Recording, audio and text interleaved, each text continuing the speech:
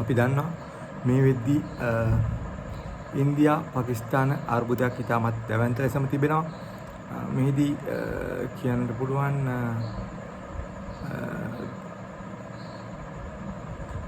යම් කිසි ආකාරයකට මේ තාක් දක්වා සිදුවී ඇති දේවල් ඔබ දැනගත යුත්තේ කුමක්ද කියන එක තමයි මේ අද ඔබ වෙනුවෙන් ගෙන ඒමට කටයුතු කරනු ලබන්නේ කියන එක කියන්නට ඕනේ.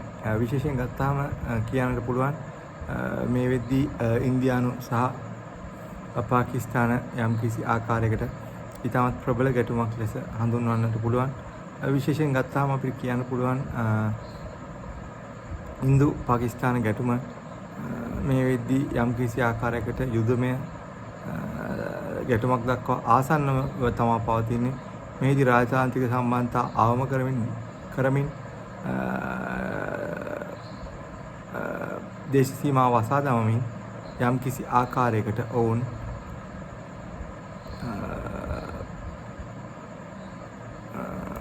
ජාතික ආරක්ෂක උපදේශකයන් තමුන්ගේ තානාපතිකාර සිටින ඒවා කැඳවමින් තමයි මෙහිදී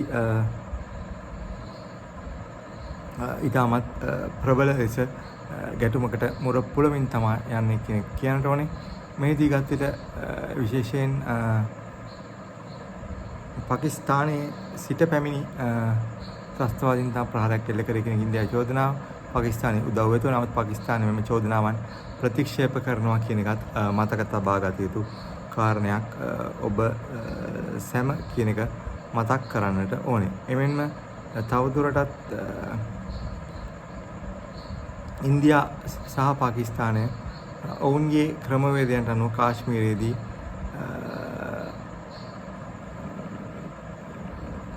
සටන් කරනවා කියන එකත් මතක තබා යුතු කාරණයක්. මෙම රටවල් දෙකම කාශ්මීරයට මුළු භූමියටම අයිතිවාසිකම් කීමට උත්සාහ කරනවා කියන එකත් දැනගත යුතු කාරණයක්.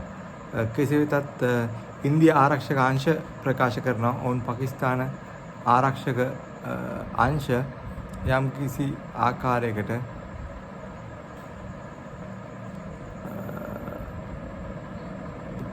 ඉන්දියා ආරක්ෂණ ප්‍රකාශ කරන පාකිස්තානය සමග යම් කිසි ආකාරයකට වෙඩි හුවමාරුවක් සිදු කරගත් බවට කෙසේත් පාකිස්තාන මාධ්‍ය ප්‍රකාශකවරයා මෙය ඔවුන් නැහැ කිව්වෙත් නැහැ, ඔව් කිව්වා කියලාත් නැහැ.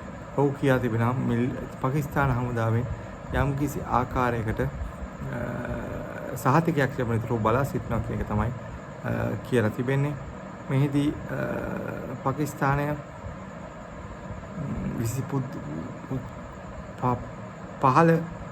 පහල්ගම් ප්‍රදේශයේ සිට පාකිස්තානයේ සිට පැමිණි ත්‍රස්තවාදී කණ්ඩායමක් පුද්ගලයන් 26 දෙනෙක් ඝාතනය කරයින් පසුව දැන් තත්ත්වය උණුසුම් වී තිබෙනවා. ඉන්දිය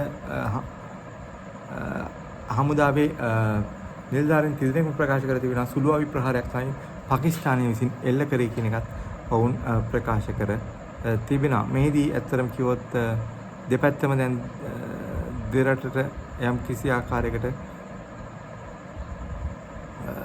චෝදනා එල්ල කරමින් තමයි පවතින්නේ. කෙසේතත් නරේන්ද්‍ර මෝදි පවසා තිබෙනවා මෙහිදී යම් කිසි ආකාරයකට අනිවාර්යයෙන්ම මේල් ප්‍රචාර දක්වන බවට. එමෙන්ම සාක් සංවිධානයත් අභාවයට යමින් පවතිනවා කියන එක තමයි කියන්න තිබෙන්නේ. මේ කරා විශේෂයෙන් ඉන්දියාව පාකිස්තානය තනි කරමින් බෙන්ගාල මුහුදාස්ථිත රටවල් සංවිධානය ඉතාමත් ගැටුමකට ඉතාම සමග කටයුතු කරන ආකාරය පෙන්වන කිතා සාක් සමුළුව මෙම ඉන්දු පාකිස්තාන ගැටුම හින්දා කවදාවත් පාත්වන්න බැරි වෙන තත්ත්වයක් තමයි අනිවාර්යයෙන්ම පෙන්වන්නට තිබෙන්නේ. මේක තමයි දේශපාලන යථාර්ථය කියලා. එමෙන්ම කලාපය පුරා යම් කිසි ආකාරයක වතුර නැතිවීමේ උත්සාහයක් තිබෙනවා ඉන්දියාව ජල ගිවිසුම යම් කිසි ආකාරයකට අත්හිටුවා තිබෙනවා. එමෙන්න පාකිස්තානය කියනවා ජලය නැත්තොත් අනිවාර්යයෙන්ම යුද්ධයකට යාමට සිදුවන බව. ඕන්ම දැන් කලාපය පුරා න්‍යෂ්ටික අවදානම ගොත් පවතින බව යුද්ධයක් අවදානමක් පවතින අනිවාර්යයෙන්ම මේක තමයි කියන්නට තිබෙන්නේ. යම් කිසි ආකාරයකට පළාත පුරා ඒ කලාපය පුරා න්‍යෂ්ටික අභිගැටමක අවධානයකුත් පවතින බව තමයි අප මතක තබා යුත්තේ. 1974 දී පාකිස්තානය යම්කිසි ආකාරයකට පසුබෑමක් ලකුණා ඉන්දියාව විසින් න්‍යෂ්ටික බලය අත්පත් කර ගැනීමත් සමග කෙසේ වෙතත් යම්කිසි ආකාරයකට පාකිස්තානයේ ඊට වසර කිහිපයකට පසු න්‍යෂ්ටික බලය අත්පත් කර ගන්නු ලැබුවා. ඉන්දියාව න්‍යෂ්ටික ආවේදක ප්‍රසෑම තැනකදීම පාකිස්තානයත් න්‍යෂ්ටික ආවේදයක් නිපදවනවා. 1999 කාගිල් සටන ඉතාමත් තීරණාත්මක සටනක්. මොකද ඉන්දියාව පාකිස්තානයට මුස්ලිම් ජනතාවගේ සහයෝගය තිබෙනවා කියලා තමයි චෝදනා තිබෙන්නේ. ඔවුන් යම් කිසි ආකාරයකට ප්‍රහාරයක් කළ කරා කාගිල් කඳු මුදුනේ අල්ලා ගැනීම මේක ඇමරිකා එක්සත් ජනපදයේ මෙන්දිහත්තිය මත මෙම සටන ඇතුළු කියන පුළුවන්. කෙසේ වෙතත් න්‍යෂ්ටික අභිතරංගයක මත කලාපය පුරා ඇත්තම කිව්වොත් ලංකාවගේ අවධානය නොකලාට න්‍යෂ්ටික ගැටුමක් දක්වා මේ ඇතැම් අවස්ථාවල යන්න පුළුවන්. දෙපැත්තම ආයුධ හෙලිකොප්ටර් මේවා සන්නද්ධව තමයි සිටින්නේ. මේක තමයි කලාපය පුරා දැන් තිබෙන යම් කිසි ආකාරයක තීරණාත්මක තත්ත්වය. හැමෝම දැන් සිටින මෝදි කරන්නේ කොහොමද? පාකිස්තාන ජනාධිපතිවරයා අගමැතිවරයා කරන්නේ කුමක්ද යන්න පිළිබඳව තමයි හැමෝම දැන් විමසින්නේ සිටින්නේ.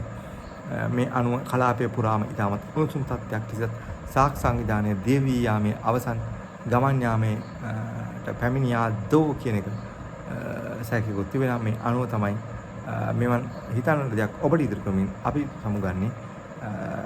සබ්ස්ක්‍රයිබ් කරලා ධෛර්යමත් කරන්න අපව ලයික් කරන අපේ වීඩියෝස්. සුබ දවසක්.